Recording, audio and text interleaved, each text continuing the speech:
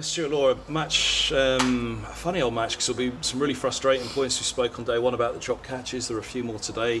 But the batting performance, everybody got starts. There were some partnerships and obviously a huge knock from David and from John, that big partnership to first of all secure the match, but then very nearly set something up on the final day. Yeah, once again, we're letting ourselves down in the field, even though our effort after day one really improved. Our batting effort was superb. First time we've gone past 300 in the first innings, or 350 in the first innings of a championship match, and we've got to be doing that more often.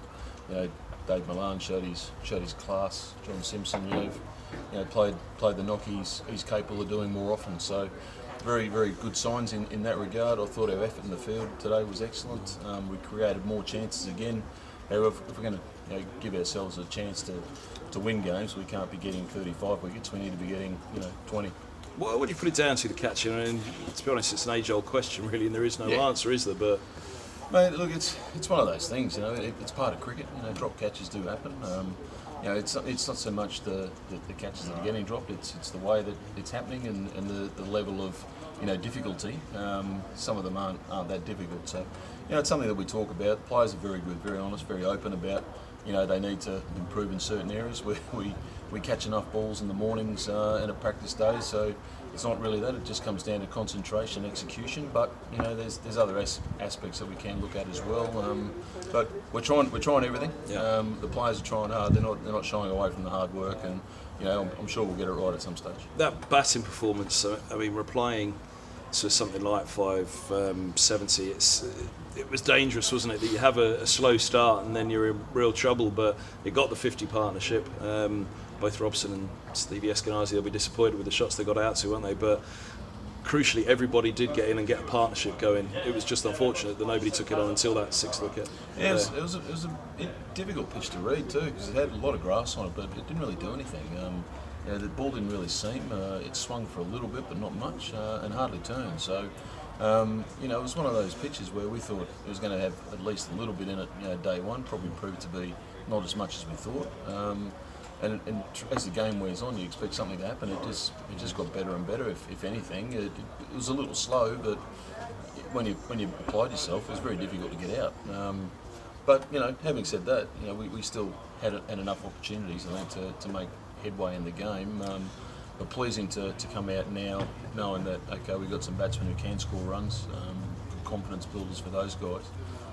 Toby Rowland-Jones, I feel for him. He's bowled his heart out. He's had catches dropped, and he's done nothing wrong. He's bowled probably the best spell he's bowled there this afternoon. He looked really good, hitting the gloves hard. And I was going to ask that, because that felt like a huge positive watching that from the sidelines. Yeah. To say back to a lot of the Middlesex fans that looked like Toby Rowland-Jones of old today, on a pitch that wasn't offering much. Well, I'll tell you what too, he's bowled absolutely fantastic today.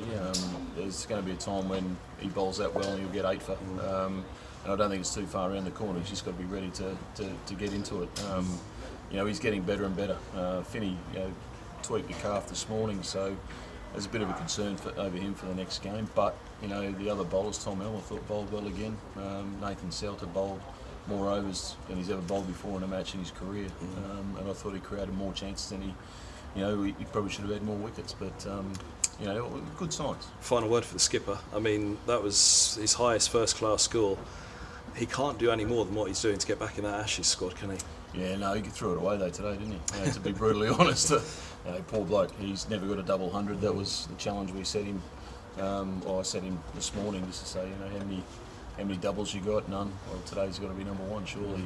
To fall 1 run short was agonising for him, but the way he applies himself, the way he goes about it, and when he's just thinking about batting, he's a superb player to watch. Second time he's gone past 150 this year, 3rd century. I mean, he's stacking up the runs. That's all he can do, isn't it, for England, and just be there if the call comes. Yeah, and also people talk about Division 1, Division 2. There's some tough competition in this division, Division 2. There's some pretty good bowling attacks out there, and the attacks he's got his hundreds against have been no mugs, and they've been right up in the race to the top 3 in this division. So he's scoring runs. He's doing all he can. I think he's doing everything, the little things really well. Also, you just got to keep piling them on.